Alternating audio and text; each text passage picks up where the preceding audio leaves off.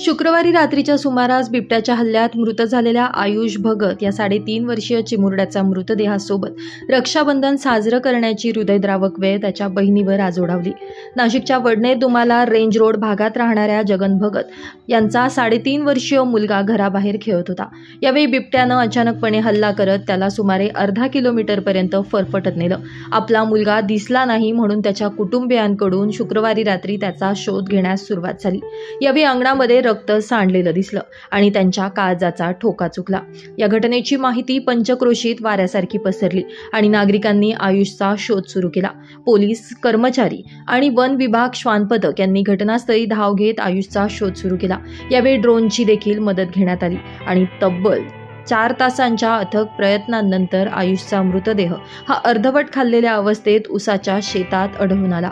दरम्यान रक्षाबंधनाच्या पूर्वसंध्येला बिबट्याच्या हल्ल्यात मृत झालेल्या आयुषवर शवविच्छेदन पार पडल्यानंतर रक्षाबंधनाच्या दिवशी आयुषच्या बहिणीनं आपल्या भावाला शेवटची राखी बांधत अखेरचा निरोप दिला.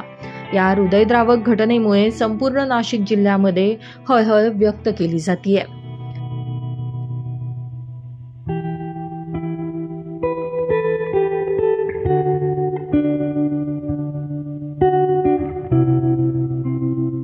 ब्युरो रिपोर्ट, माझा महाराष्ट्र न्यूज, नाशिक.